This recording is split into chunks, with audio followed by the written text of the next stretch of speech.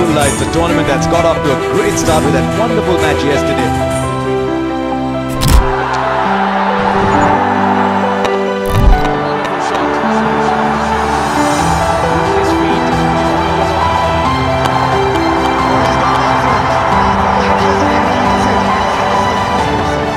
আসসালামু আলাইকুম সবাইকে, আমি রাতুল এবং ওয়েলকাম টু রাতুল ভাইবস। গত 2 মাস আগে দেশ টিভির থেকে একটি রিপোর্ট করার জন্য ফতুল্লা স্টেডিয়ামে এসেছিলাম এবং এই স্টেডিয়ামে যখন রিপোর্ট করছিলাম তার একটা বিহাইন্ড দ্য সিন আমি আপনাদেরকে দেখিয়েছিলাম আমার ইউটিউব চ্যানেলে। সেখানে অনেকেই জানতে চেয়েছেন যে ফতুল্লা স্টেডিয়ামটির আসলে বর্তমান কি অবস্থা। তো এই ফতুল্লা স্টেডিয়ামের আপাতত এখন পর্যন্ত কি সংস্কার হয়েছে এবং কোন পর্যায়ে এই স্টেডিয়ামটি যাবে, এই সকল বিষয়ের আদ্যপাদ্য থাকছে এই ভিডিওতে।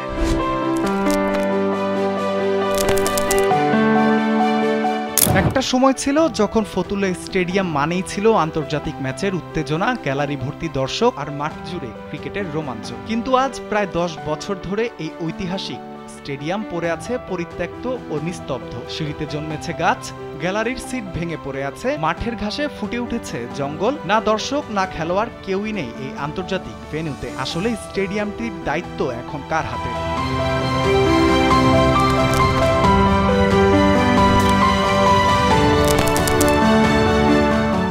নারায়ণগঞ্জের এই ফতুল্লা স্টেডিয়াম, এই স্টেডিয়ামটা আসলে এনএসসির আন্ডারে জাতীয় ক্রীড়া পরিষদের, কিন্তু এটার তত্ত্বাবধানে বর্তমানে রয়েছে বাংলাদেশ ক্রিকেট বোর্ড বিসিবি। এবং বাংলাদেশ ক্রিকেট বোর্ড বিসিবির যে গ্রাউন্ডস কমিটির চেয়ারম্যান, বাংলাদেশের যত স্টেডিয়াম এবং যত গ্রাউন্ডস আছে তার দায়িত্বে রয়েছেন জনাব মাহবুব আনাম। তিনি বিসিবির পরিচালক। তার সঙ্গে আমার কথা হয়েছিল লাস্ট 2 মাস আগে এই স্টেডিয়ামের রিপোর্টকে ঘিরে। তিনি আমাকে যতটুকু জানিয়েছিলেন 2027 সালে এশিয়া কাপ দিয়ে এই স্টেডিয়ামে আবারও আন্তর্জাতিক ম্যাচগুলো শুরু হবে।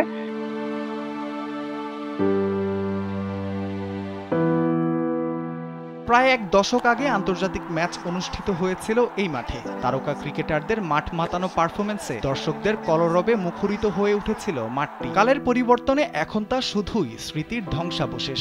স্টেডিয়ামটি নিয়ে যখন আমি ক্রীড়া উপদেষ্টা আসিফ মাহমুদ সাহেবের সঙ্গে সরাসরি কথা বলেছিলাম, তখন তিনি আমাকে জানিয়েছিলেন যে স্টেডিয়ামটির পুনর্নির্মাণের জন্য যত আর্থিক সহায়তা দরকার সকল কিছু দিতেই তারা প্রস্তুত, কিন্তু তাদের একটা জিনিস দরকার, সেটি হচ্ছে স্টেডিয়ামটিকে পুনর্নির্মাণের জন্য প্রপার একটা প্ল্যান, যেটা দিবে তাকে বিসিবি থেকে।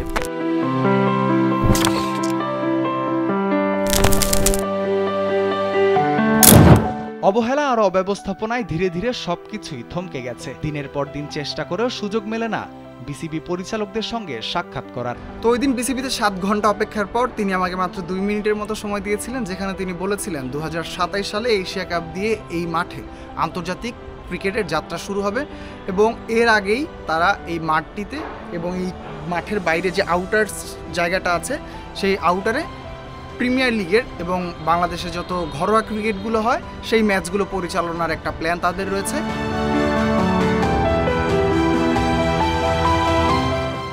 এখন প্রশ্ন, 2027 এশিয়া কাপ দিয়ে এই মাঠে কি আন্তর্জাতিক ক্রিকেট শুরু সম্ভব? সম্ভব, কিন্তু যেইভাবে বিসিবি কাজ করছে এই স্টেডিয়ামটিতে সেইভাবে কোনোভাবেই সম্ভব না। বুয়েটের প্ল্যান কবে শেষ হবে সেই বিষয়ে নেই কোনো পরিষ্কার তথ্য। সবকিছু মিলিয়ে আবারও কি ফতুল্লার ভাগ্যে জুটবে অপেক্ষা আর অনিশ্চয়তা? চলুন দেখে নেই বাস্তবে কাজের অগ্রগতি কতটা।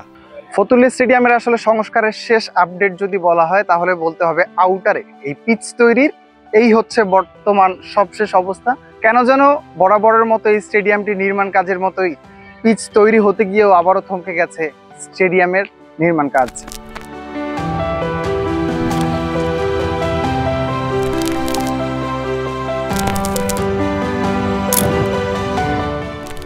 স্টেডিয়ামটির কাজ হওয়ার আগ পর্যন্ত আমি বিসিবিতে খোঁচা দিতে ভুলব না কখনো।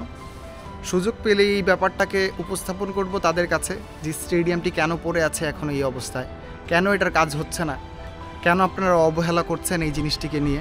তাদেরকে স্মরণ করিয়ে দিতে পারি এই স্টেডিয়ামটি নারায়ণগঞ্জের একটি প্রাণকেন্দ্র এবং এই স্টেডিয়ামটি নারায়ণগঞ্জবাসীর অনেক বড় একটি চাওয়া যে স্টেডিয়ামটি আবারও ঘুরে দাঁড়াক, এখানে আন্তর্জাতিক ম্যাচগুলো আবারও হোক।